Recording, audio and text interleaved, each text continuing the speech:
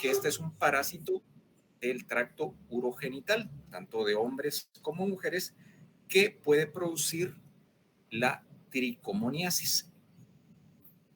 Es uno de los principales usos que tiene el metronidazol. Entonces, la familia de los nitroimidazoles, ¿verdad? Está compuesta por el tinidazol, el benzidazol, el nimorazol y el ornidazol, que pues el principal que nosotros vamos a ver es el metronidazol. Este es un medicamento que posee una toxicidad selectiva y en las características histológicas de su mecanismo de acción es que se difunde al interior de los microorganismos, afectando la síntesis del DNA, así como los beta-lactámicos era en la pared de la bacteria, pues este va a difundirse al interior, afectando la síntesis del DNA.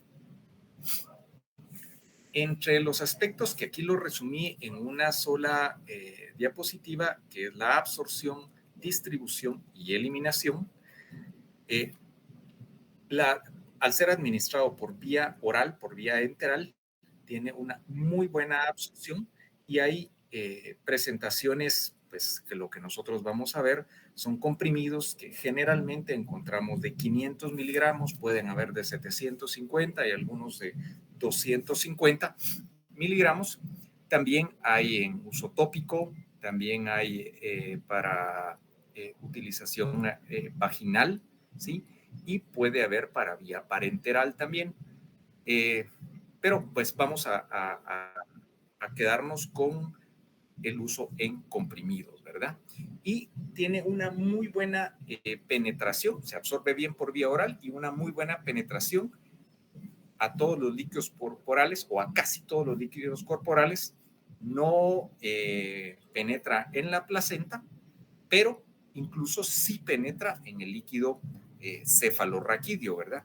Entonces, una muy buena distribución que puede ser en los tejidos de la cavidad oral, ¿verdad? Y su eliminación es por vía renal, ¿verdad? Entonces, pues siempre el cuidado con los pacientes con insuficiencia renal, que pues hubiera necesidad de recetarles el famoso metronidazol. ¿Ya?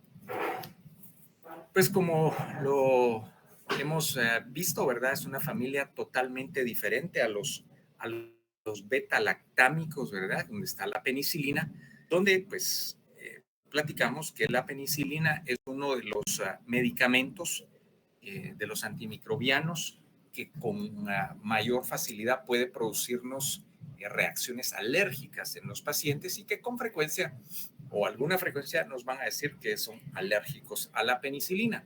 Y ante un proceso infeccioso en la cavidad oral, si no podemos usar una penicilina, tenemos que pensar en medicamentos que tengan una buena cobertura con gram-pas positivos y anaerobios. Y este es el espectro de acción del metronidazol. Es una familia diferente, por lo cual, pues, no debería ser el paciente que es alérgico a la penicilina, no debería ser alérgico al metronidazol, ¿verdad? Ojo con estos pacientes porque cuando hay problemas de alergias, la persona que es alérgica a muchos medicamentos o a varios medicamentos puede ser alérgica a muchos más, ¿verdad? Entonces, familia diferente sí es una muy buena alternativa, ¿sí? En pacientes que son alérgicos a la penicilina. Se metaboliza en el hígado, ¿verdad? Y se excreta por orina, donde pueden haber algunos metabolitos en su excreción, con lo cual es importante, entre lo que le tenemos que decir al paciente cuando se receta, es que este medicamento puede volver la orina de un color pardo rojizo. Entonces, son todas las indicaciones que tenemos que darle a los pacientes, ya, para pues que no se vayan a asustar cuando están tomando este medicamento, cuál es la razón por la cual estoy orinando de esta forma y no estén pensando en cosas diferentes y sepan que es por el medicamento. Es uno de los efectos, entre comillas, adversos que puede tener este medicamento, ¿verdad? El metronidazol. También dice que se sugiere no recetar en el primer trimestre del embarazo. Fíjense que no cruza la placenta, vimos en la distribución del medicamento. Sin embargo, como una recomendación general, es que en todas las mujeres embarazadas, en el primer trimestre de embarazo, no debemos de dejar pues, ningún medicamento, excepto en ocasiones que sea totalmente indispensable, ¿verdad? En el embarazo, creo yo que pues, los 9 meses del embarazo son periodos muy importantes, pero probablemente si tuviéramos que decir que hay un periodo más importante que el otro, probablemente es el primer periodo, el primer trimestre del embarazo, donde pues pueden darse alteraciones más importantes en el desarrollo del ser humano en gestación, ¿verdad? Entonces, pues no usarlo o no usar ningún medicamento que no esté totalmente indicado, que sea una urgencia o una indicación total el recetarlo, ¿verdad? Usos terapéuticos. Entonces, pues hay varios usos terapéuticos, ¿verdad? Y como es varios de ellos o la mayoría de todos los que están escritos acá, pues no tienen nada que ver con nuestro campo, pero pues ya dijimos que en algún momento de que es contra anaerobios y que las bacterias que producen las infecciones en la boca, tenemos que pensar que pueden ser bacterias anaerobias en un alto porcentaje. Entonces, pues para infecciones vaginales, ¿verdad? Donde pues debe de recetársele a los dos miembros de la pareja. En casos de amebiasis o yardiasis, ¿verdad? Que pues son enfermedades parasitarias, ¿verdad? Son los medicamentos ideales para recetar, para curar este tipo de tratamientos. Y ustedes pues al leer van a ver que pues los periodos pueden ser hasta de 14 días y hay algunas indicaciones un poquito diferentes, ¿verdad? Pero pues de los usos importantes, ¿verdad? Anaerobios, ¿verdad?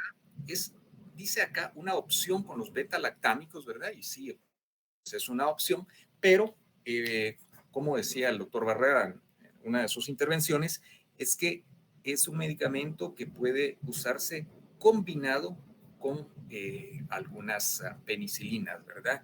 O, por ejemplo, la amoxicilina, ¿verdad?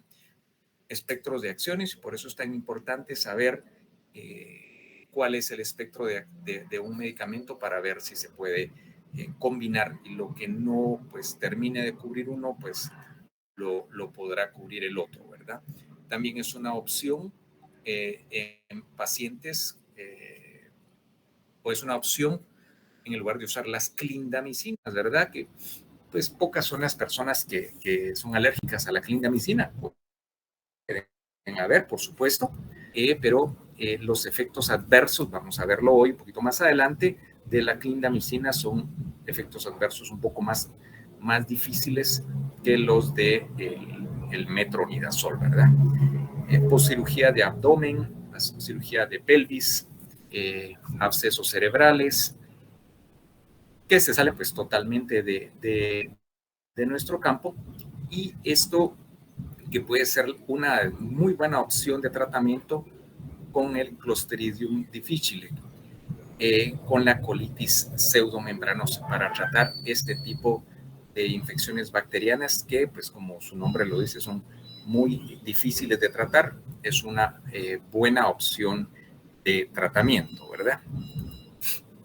Entonces, principalmente infecciones vaginales, amebiasis, yardiasis, y pensar, ¿sí?, en los anaerobios. ¿Ok? Y los efectos adversos, ¿verdad?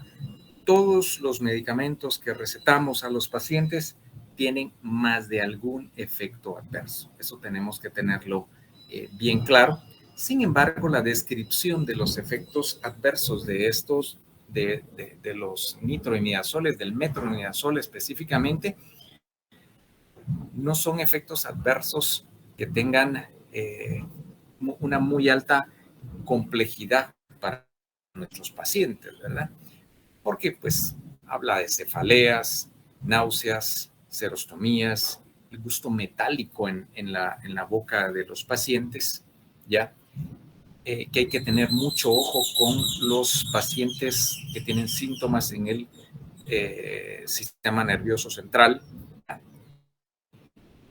Cuidado con aquellos pacientes que tienen algún tipo de insuficiencia o que tienen una insuficiencia renal, porque pues se excretan por vía renal. Vómitos, diarrea, todos, casi todos o todos los medicamentos nos producen efectos gastrointestinales, ¿verdad? Habla de lengua saburral, estomatitis, glositis y con el sistema nervioso central, mareos, vértigos, convulsiones. Esto puede tener efectos neurotóxicos y quizá por aquí viene lo más difícil entre los efectos adversos que puede producir el metronidazol, ¿verdad? Pacientes que tengan problemas con su sistema nervioso central, ¿verdad? Y habla de que pues todos los efectos adversos que tiene el medicamento es pues tolerables comparado con el beneficio que le van a producir al paciente. Sin embargo, cuando son del sistema nervioso central, puede el paciente percibir insensibilidad de sus extremidades, brazos, piernas o parestesias, ¿verdad? Entonces, ya con un efecto adverso como de este ya sí debe de pensarse en suspender el tratamiento con metronidazol, ¿verdad? Y está en estudios, ¿verdad? Desde mucho tiempo que en altas dosis y por periodos de tiempo muy largos puede ser carcinógeno, ¿verdad? Estudios en roedores, ¿ok? Y a veces esta diapositiva o esta foto me da hasta un poquito de pena ponerla, ¿verdad? Por respeto a todas las damas. Pero quisiera preguntarles cuál es el efecto adverso que pueden pensar al ver esta foto. ¿Quién de los patojos se anima a decir algo? Ya lo dijimos.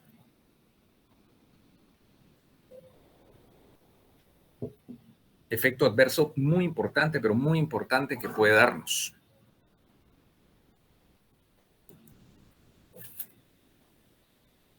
Mucha, ¿me quedé solo o ahí están todavía?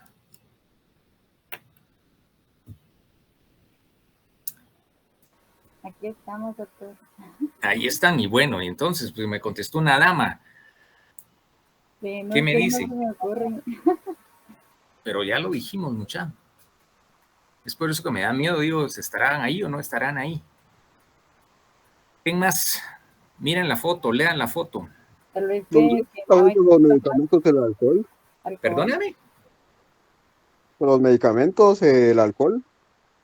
El alcohol, ¿verdad, mucha? Sí.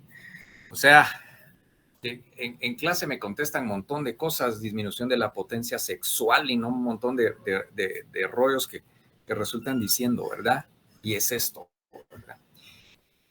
Aunque la literatura describe que hay, que no es alto el porcentaje, dice la literatura, de que pueda producirse este efecto, el efecto antabús, utilizando el metronidazol, ¿verdad? Con los colegas que he tenido oportunidad, colegas internistas o infectólogos que he tenido la oportunidad de hablar y que han tratado pacientes con este problema, con esta enfermedad, el efecto antabús, sí, sus comentarios son muy, muy serios, ¿verdad? Donde me dicen, uno cree que el paciente se puede morir de lo mal que se pone.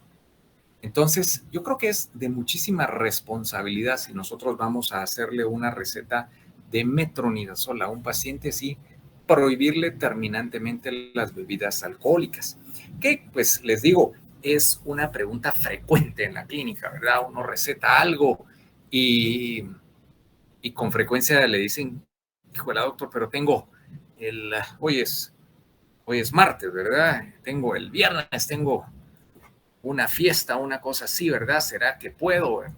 Entonces, es una pregunta frecuente. Con este sí hay que advertirlo de que no deben de consumir bebidas alcohólicas por el riesgo de tener el efecto antabús.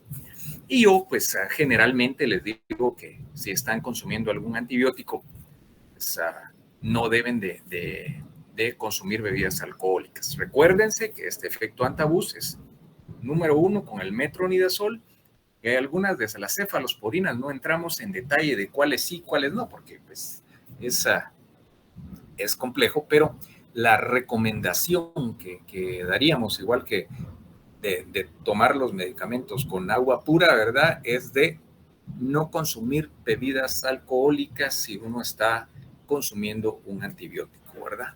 O como algún compañero dijo por ahí, mejor dejar de consumir el antibiótico para consumir la bebida alcohólica, ¿verdad, mucha? Entonces, sí es la recomendación, ¿verdad? La razón que pueden dar, pues, es que todo se metaboliza en el hígado, ¿verdad? Y pues creo que cualquiera podemos no consumir una bebida alcohólica por algún plazo de tiempo mientras está en un tratamiento médico. ¿Ok? Entonces, este sí es un efecto, pues ahí están las características, ya lo vimos una vez, y no se debe de consumir con bebidas alcohólicas, ¿verdad? Pérdida del sentido del gusto, disminución de la presión arterial, náusea, diarrea, molestias abdominales, vómitos, hiperemia facial, halitosis, sudoración, disminución de la potencia sexual, visión borrosa, dolor de pecho, debilidad, taquicardia, porque con todo esto que un ser humano lo sienta junto, pues de plano piensa que se puede morir, ¿verdad? Pero entonces, en resumen, no. La dosis, pues les decía, 500 miligramos, 700 miligramos, de que ustedes vayan a tratar cada 8 horas, 5 o 10 días, pues a mi criterio, si lo usara con algún paciente con alguna infección en la boca, pues yo creo que con 7 días es suficiente, 500 miligramos. Claro, todo tiene que ir de la mano, como hemos venido platicando, de que pues son un buen auxiliar para nosotros en la profesión, pero que gracias a Dios nuestra profesión es algo de que hacemos la extracción, la endodoncia o lo que se necesite hacer, el drenaje, y el antibiótico es un apoyo a todo esto, ¿ok? Y pues una de las marcas o la marca más común, yo no sé si el doctor Barrera o el doctor Pineda conocen alguna otra marca así famosa de metronidazol. Este es de Sanofi, el famoso Flagyl, que es de 500 miligramos, ¿verdad? Sí. Hay algunos otros, como los mencionamos, ¿verdad? Pero pues no vamos a quedarnos con el Flagyl, sí hay que poderlos identificar de qué familia vienen, ¿verdad? ¿Alguna pregunta? ¿Tienen alguna pregunta respecto al metronidazol?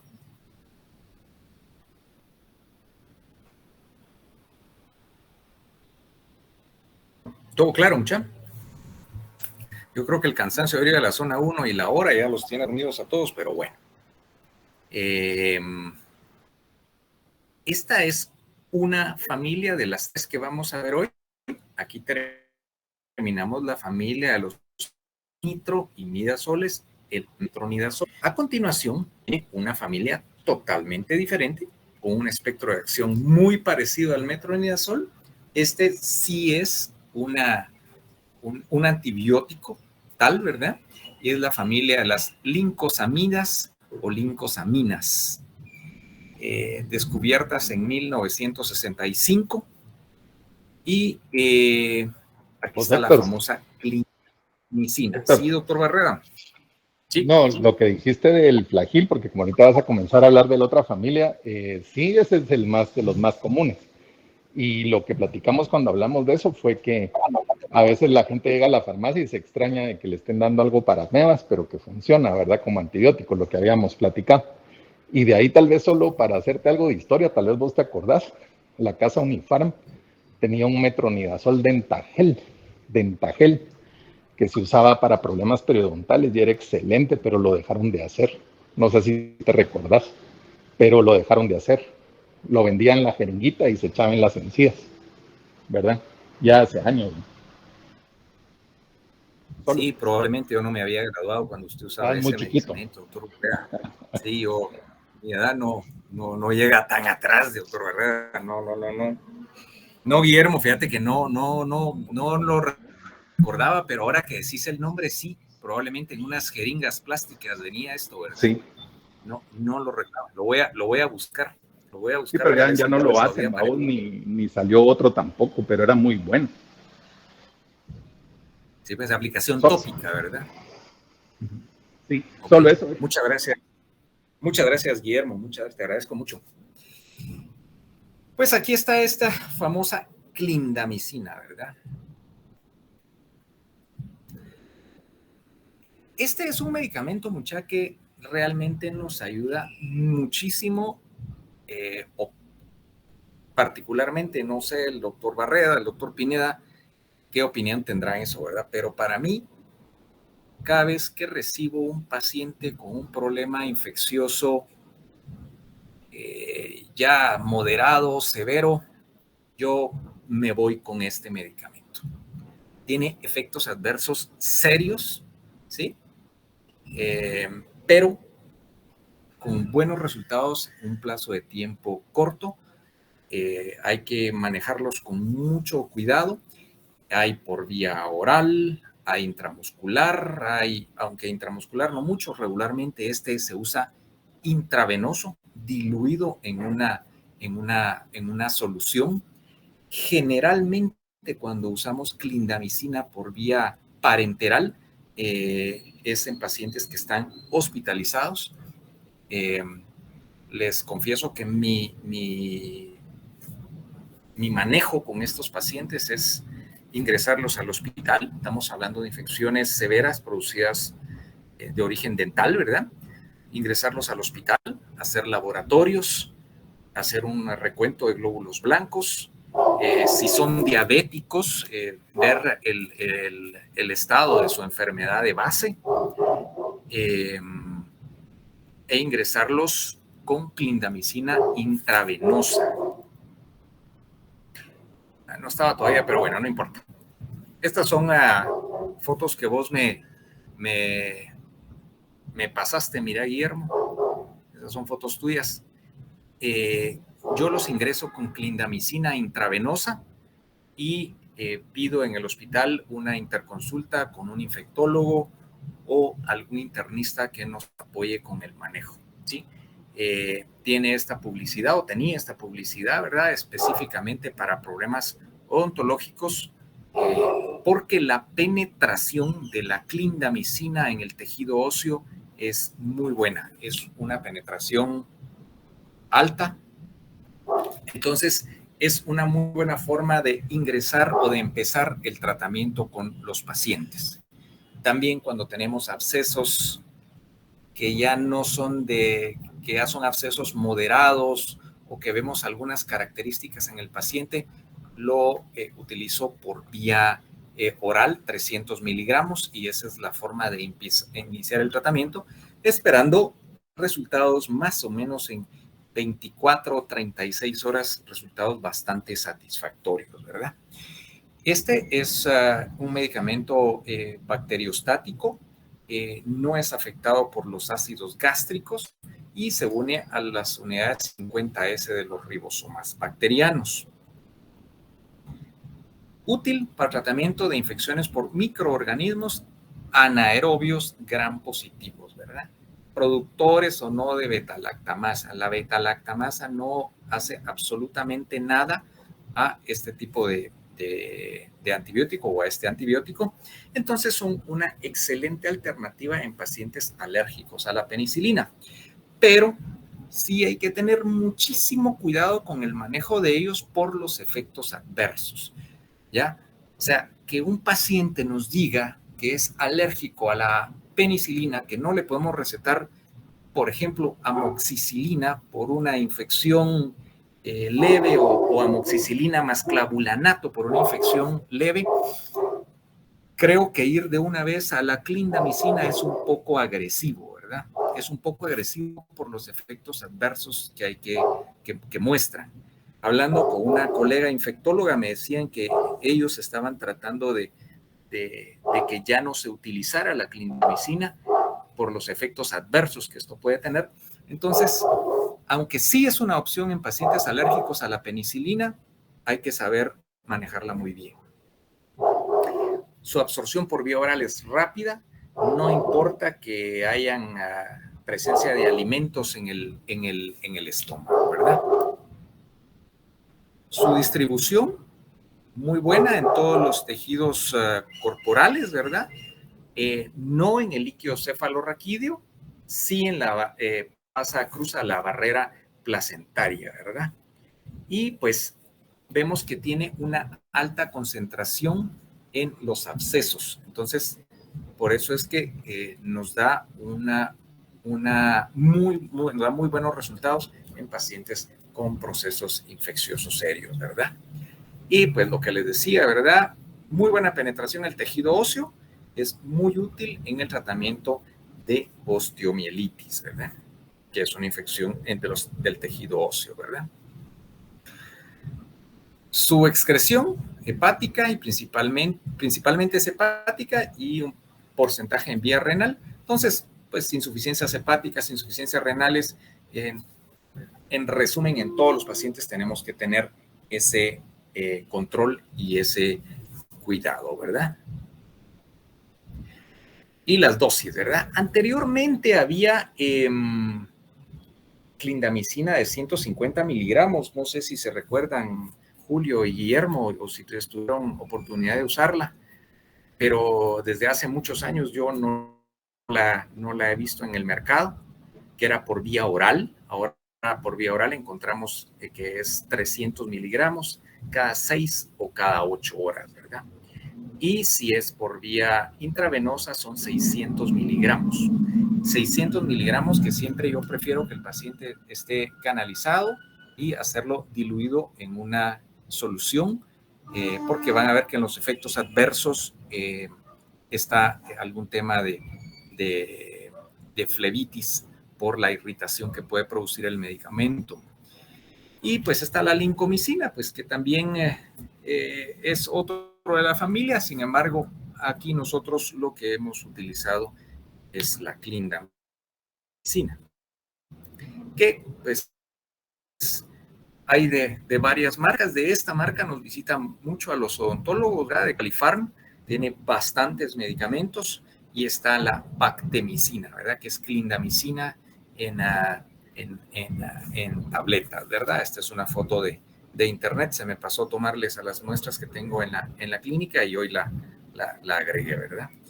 Esta es la otra, que es de Pfizer, ¿verdad? El que es quizás el más famoso de todos, que es el Dalacin C de 300 miligramos, ¿verdad?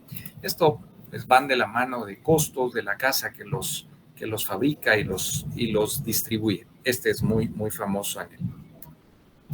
Y los efectos adversos, que son su principal problema. Así como el metronidazol no tenía efectos tan serios, pues básicamente a nivel gastrointestinal.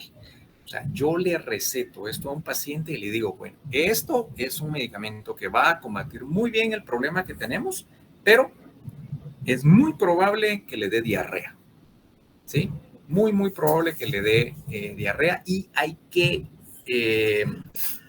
ir controlando a los pacientes por el tema de una colitis pseudomembranosa o colitis asociada a antibióticos, ¿verdad?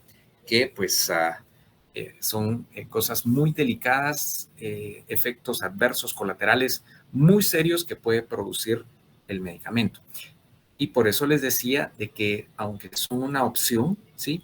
En pacientes alérgicos a la penicilina, yo he visto que en el gremio se utiliza bastante, pero yo sí le tengo mucho respeto al antibiótico, a este antibiótico, aunque generalmente con efectos terapéuticos muy positivos en los pacientes que lo necesitan.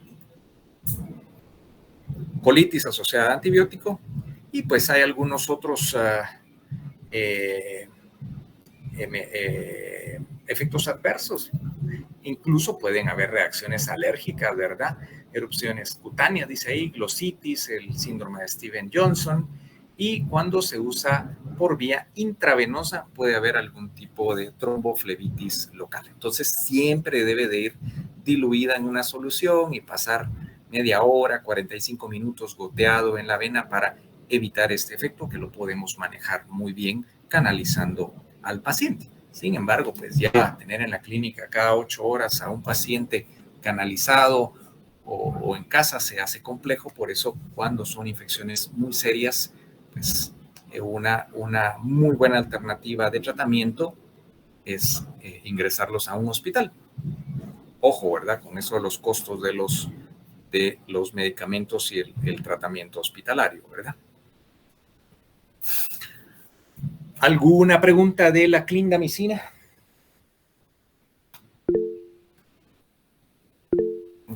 Creo que... Julio. Aquí te estoy viendo, Julio, por favor. Sí, mira, Héctor, solo como sugerencia, ¿verdad? Con la cuestión del uso de la clindamicina y tal vez también de la amoxicilina más clavunato, vamos. No sé, muchas veces los clínicos esperamos a que den los problemas, pues, gastrointestinales, ¿verdad? Las diarreas y todo eso. Sugerencia, ¿verdad? En algunas ocasiones he tenido éxito también prescribiendo conjuntamente con estos antibióticos, pues, el lactobacilo, vamos, o sea, por ejemplo, el Lactiol Forte, ¿verdad? Y no está de más también decirle al paciente que de repente algunos, ¿cómo se llaman estos yogures que tienen probióticos también, ¿verdad? Eso en alguna medida, pues puede, digamos, paliar, pues, ¿verdad? O permitir, pues, que de repente el paciente termine el régimen, ¿verdad? Que como todos sabemos, pues es de unos 7 días, pues, así en términos generales. Entonces, sí, porque esta clindamicina sobre todo es terrible pues con la flora gastrointestinal y sabemos pues el problema de la colitis membranosa, ¿verdad? Entonces, como una sugerencia, como te digo, ¿verdad? De repente pues paralelamente de una vez recetar Lacteol Forte, ¿verdad? Y sugerirle al paciente también el consumo de ¿cómo se llama? De probióticos. Solamente. Bueno, muchas gracias, Julio. Sí, la enterogermina, a vos también. También. Enterogermina, que hasta anuncio en el radio con musiquita tiene. Sí, eso es muy importante, ¿verdad? Gracias, Julio, por la observación, ¿verdad? Yo les contaba de algún caso hace algún tiempo donde pues el hermano de una colega al hospital, prediciendo que tenía, pues ya mero le iban a operar de apendicitis por los dolores y todo producido por el famoso claulín, ¿verdad? Entonces, sí, cuidado con eso, ¿va? Mucha, porque más mata la receta que la escopeta, ¿verdad? Preguntas, mis estimados compañeros. Solo, doctor, una pregunta. ¿No se me escucha? Solo, espérenme, mucha, voy a ir a ahorcar a este animal.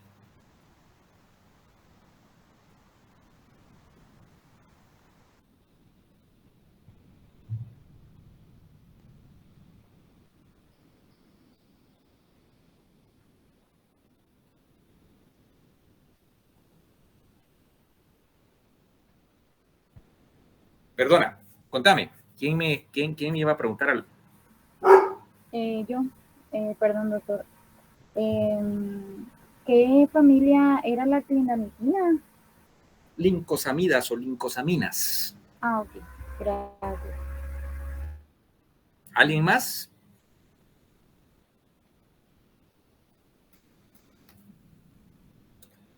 Bueno. Esta es la última familia de los antibióticos que vamos a ver. Es los aminoglucósidos. ¿Sí? Pues vienen desde 1939, 1943 y la cepa original dio origen a la streptomicina, que es el original de los aminoglucósidos. Y de estos, pues entre los más famosos está la gentamicina, la amikacina, tobramacina. Hay muchos, ¿verdad? Y han ido apareciendo nuevos. Yo les dejo unos 5 o 7 nombrecitos por aquí, estos 3, y vamos a ver otros, ¿verdad? Anamicina, neomicina, que pues son de la familia de los aminoglucósidos. Pero vamos a ver la actividad antibacteriana contra microorganismos gram negativos aerobios. Contra gram positivos debemos de combinarlo, dice. Entonces, estos son medicamentos que honestamente yo nunca he recetado a ningún paciente. Vamos a ver que no se absorben por vía oral, ¿sí? No se absorben por vía enteral. Los hemos utilizado en pacientes, como les explico, pacientes hospitalizados, donde hacemos la consulta a un internista por las características del caso, pues ya le dejamos clindamicina, que tiene cobertura para gram positivos anaerobios, pero son infecciones tan severas que dicen, bueno, dejémosle algún aminoglucósido que va contra gram negativos aerobios para cubrir esa parte, ¿verdad? Estamos hablando de casos muy especiales de infecciones a nivel hospitalario, ¿verdad? Estos son bactericidas, inhiben la síntesis de las proteínas, sus unidades ribosómicas 30S. Lo importante es que sepamos que son bactericidas. Menos del 1% se absorbe por vía enteral, ¿verdad? Entonces, no se absorben por vía oral, ¿verdad? Están para ser usados intramusculares y principalmente intravenosos diluidos en una solución, ¿verdad? Se excretan por vía renal y pues habla de que las concentraciones en los tejidos y en las secreciones son bajas, ¿verdad?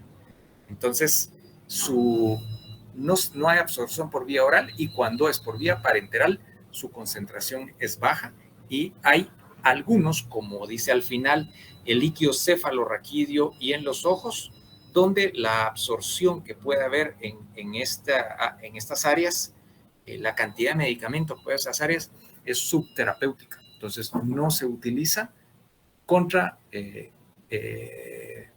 problemas oculares o en el líquido cefalorraquídeo. Sin embargo, vamos a ver un poquito más adelante algo de meningitis, ¿ya?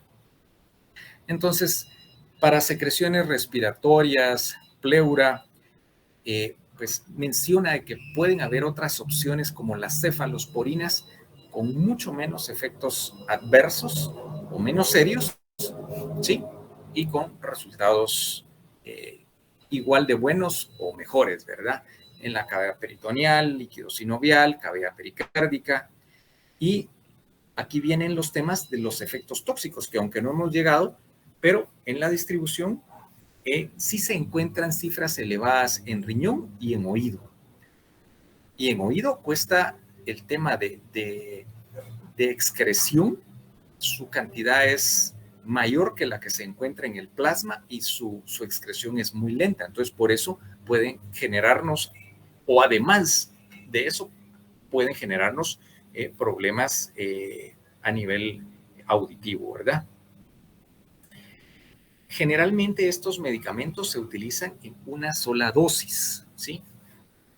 Porque sus efectos, después de todos los estudios y todos los usos que se le han dado, se ha visto que sus efectos tóxicos son menores cuando se utilizan en una sola dosis al día. Su excreción es por vía renal, pues ya no vamos a decir más de ello. Y aplicaciones terapéuticas, ¿verdad? En estos,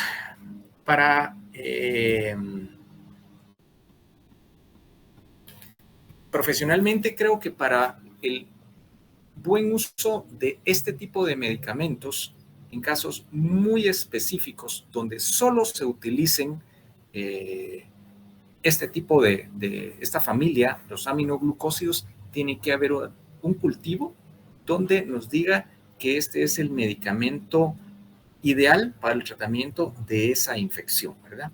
Pueden ser infecciones nosocomiales, que si es una infección nosocomial son infecciones graves, ¿sí? Donde el cultivo nos diga este es el medicamento, estas son las bacterias y el antibiograma nos diga este es el mejor medicamento con el cual se puede tratar este tipo de infección.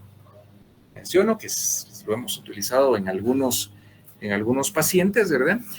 Pero, no sé, sus efectos adversos son tan serios de que debe ser en casos muy específicos. Habla de la endocarditis infecciosa, pero ya hemos visto que hay varios medicamentos que podemos utilizar en pacientes para prevenir o curar una endocarditis infecciosa. En la tularemia, ¿verdad? Creo que hay otras opciones. Tuberculosis, hay medicamentos antituberculosos, ¿sí? Infecciones urinarias, ¿verdad? Probablemente, ¿verdad? Esas infecciones urinarias tienen que ser graves y tiene que tener uno la certeza, no es para nosotros, ¿verdad?, de que es el medicamento ideal para el tratamiento de estas infecciones. Y habla de meningitis. Ya entre las aplicaciones terapéuticas ustedes van a encontrar que meningitis, pero no cruzan el líquido cefalorraquídeo, no era líquido cefalorraquídeo. Sin embargo, está descrito, ¿sí?, de que en meningitis con ciertas características y ciertas gravedades podría utilizarse, ¿verdad?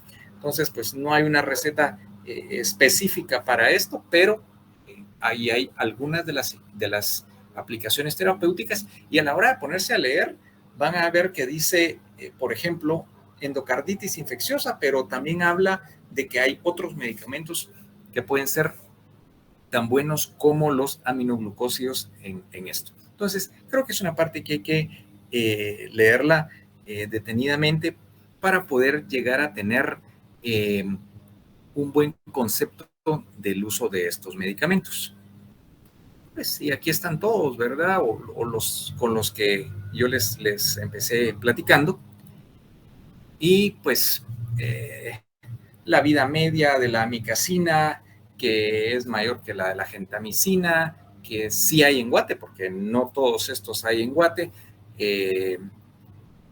De todos estos que les presenté, la tobramacina es el más nuevo. No quiere decir que sea el más nuevo, por supuesto que no. Hay otros que han salido con anterioridad, perdón, más recientemente, no con anterioridad. Y pues hay unos que son semisintéticos y que la amicacina viene de la canamicina. Puede haber resistencia, por supuesto. También puede haber resistencia con ellos, a pesar de ser los medicamentos que son bactericidas y que son de uso parenteral. También pueden ser por algunas enzimas, ¿verdad?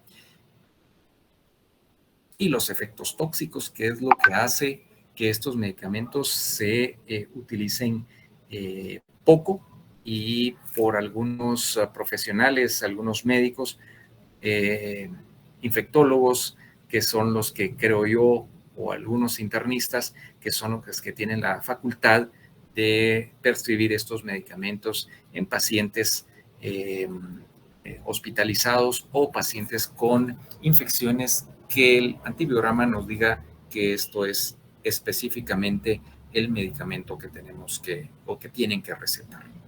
Ototóxicos y nefrotóxicos, ¿verdad? Y ototóxicos, ¿verdad? Porción auditiva, porción vestibular. El medicamento dice que no tiene mucha penetración en los tejidos, o no tiene gran concentración al penetrar en los tejidos, pero sí en el oído, ¿verdad? Entonces, al tener el medicamento bastante tiempo, una concentración alta a nivel del oído, pues puede producirnos estos efectos ototóxicos y nefrotóxicos, ¿verdad? Se acumula bien también no se libera rápidamente de riñón y puede ser nefrotóxico. Entonces, en pacientes con insuficiencia renal definitivamente no se deberían usar. Pueden haber casos donde se necesite, pero prácticamente pienso que no, La toxicidad depende de la concentración y van a haber concentraciones altas en riñón.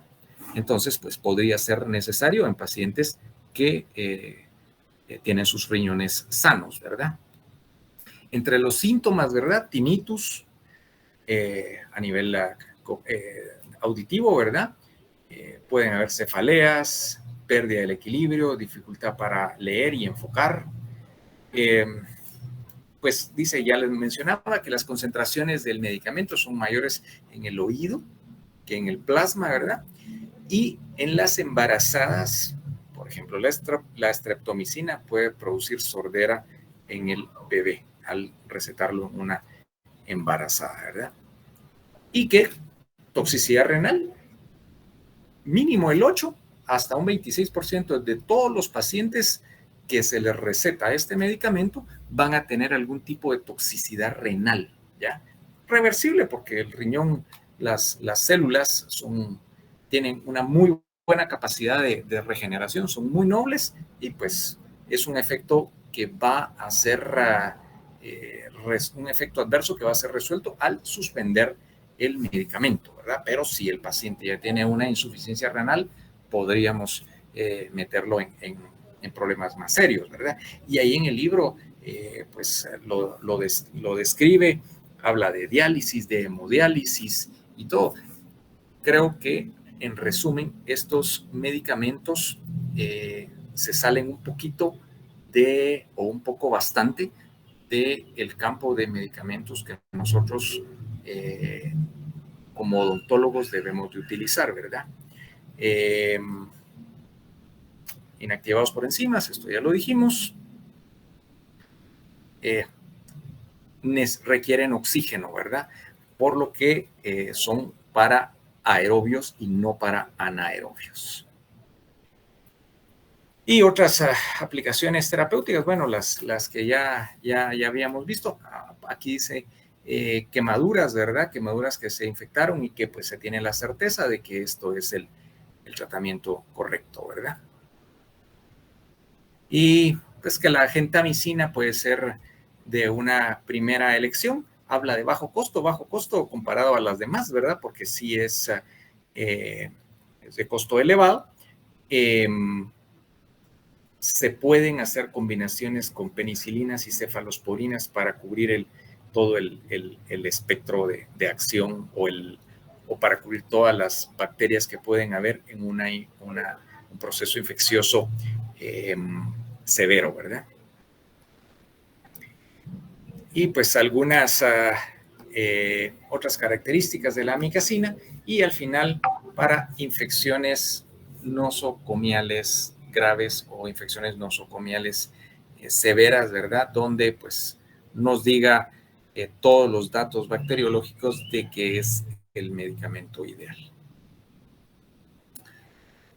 Con esto terminamos toda la parte de antibióticos, ¿verdad? Yo dejo esto con las letras al revés, ¿verdad? Porque después de hablar de varias familias de antibióticos, de describirlas y de decirles sí nos sirven para meningitis, pero no cruzan el líquido cefalorraquídeo, pero hay algunas meningitis de que sí pueden funcionar por lo severo que es este aminoglucósido y que lo mismo podríamos pensar de una estreptococo, de tratarlo con penicilina, ¿verdad? Entonces, al final, realmente no sé de cuánto, y menos al estar en estas clases virtuales, de cuánto puedan haber ustedes logrado aprovechar de todo lo que hemos ido platicando, ¿verdad? Terminamos con las familias de antibióticos. ¿Tienen alguna pregunta al momento? José Héctor, Sí, ahorita que les estabas hablando de las infecciones nosocomiales, que no sé si no recuerdo si se los mencionaste, ¿verdad? Que como esas infecciones se refieren a las infecciones en los nosocomios, en los hospitales, ¿verdad? No me acuerdo si vos lo mencionaste. Lo que otra vez les podría decir, pero sí, que son infecciones en hospitales, ¿verdad? Y tal vez a los patojos hacerles ver, ¿verdad? Que parte de los cursos que nosotros damos tratamos de relacionarlos con la realidad nacional, ¿verdad? Y lo que pasa muchas veces en un sistema de salud como el de nosotros es que en el San Juan, en el Roosevelt, me imagino en el Seguro Social tal vez también, a veces de repente por falta de camas resulta que hay pacientes que los ubicas en un área de camas y de repente está el que se operó del apéndice, el que se operó de una fractura facial, el que lo operaron de una vesícula, el que tiene mal una pierna. Y entonces resulta que también hay una mezcolanza, ¿verdad? De repente hay una herida de una pierna infectada, pero cerquita está el de la cama que se operó de apéndice y andan los microbios dando vueltas y de repente te topas con infecciones que se salen de lo usual porque hay una mezcla, ¿verdad? Entonces en el Roosevelt sí tienen áreas para ciertos pacientes, para las especialidades que hay, pero a veces hay salas donde se mezclan distintos tipos de pacientes en vez de estar como quien dice en cuartos a veces aislados como en un hospital privado, ¿verdad? O cuartos donde hay 2 camas nada más.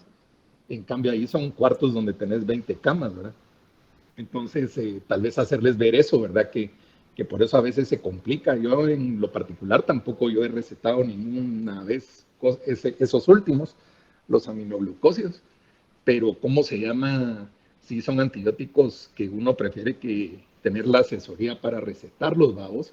Y también dentro de lo que pasa en los hospitales, a veces de repente hay gente que pierde un poquito, de repente se va apuntando día a día en el expediente qué es lo que se va dando y de repente a veces se pierde cuando hay cambios de rotaciones, ¿verdad?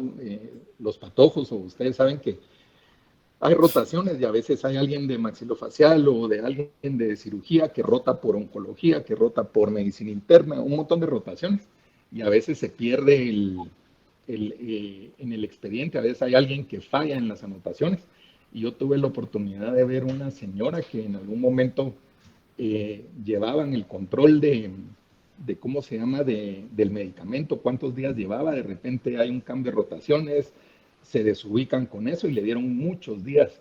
Y la señora ya era de edad alta y como vos les mencionaste, ¿verdad? En algún momento el problema que ella tuvo fue pues la pérdida del oído, que es irreversible, ¿verdad?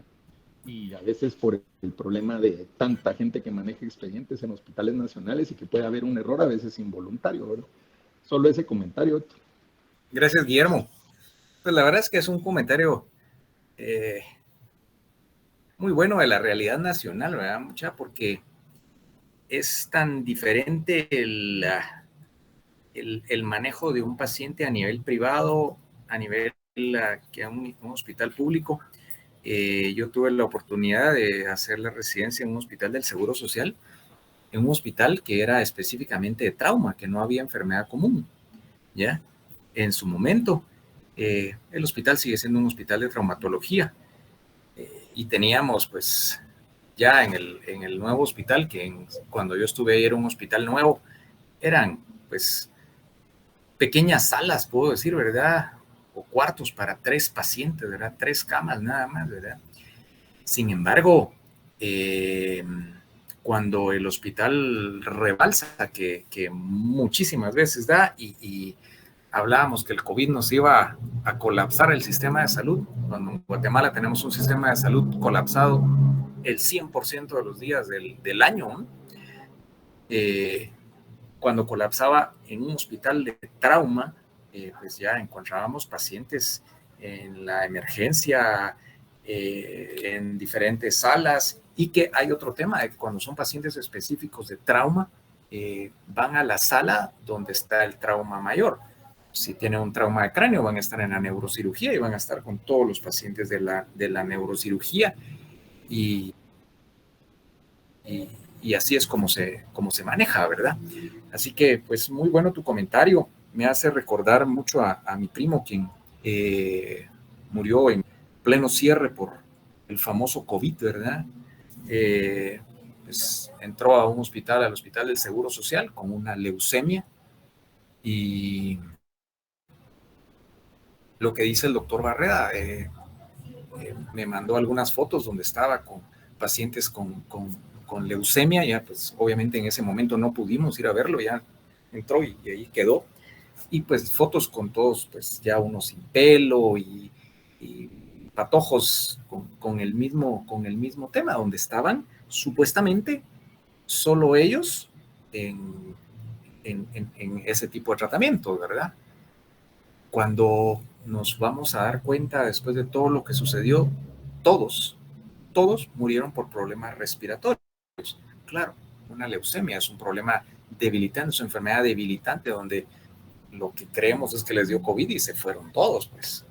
Pero algo impresionante de que cuando yo he tenido la oportunidad de tratar a algunos pacientes que se les ha descubierto la leucemia después de una extracción por el sangrado que han tenido, y hemos tenido la oportunidad de tratarlos en hospitales privados de alto nivel, para entrar a la habitación donde está este paciente con leucemia, uno tenía que usar mucho antes de que viniera el COVID todos los protocolos de zapatos, batas, gorro, mascarilla, absolutamente todo, para que el paciente no fuera a tener una infección de este tipo, ¿verdad? Y cuando en un hospital público, pues probablemente estaba en una sala sin ninguna... sin ningún aislamiento importante a todos los otros pacientes, ¿verdad? Entonces, muy importante el comentario del doctor Barrea de la realidad de nuestro país, ¿verdad? De nuestra Guate.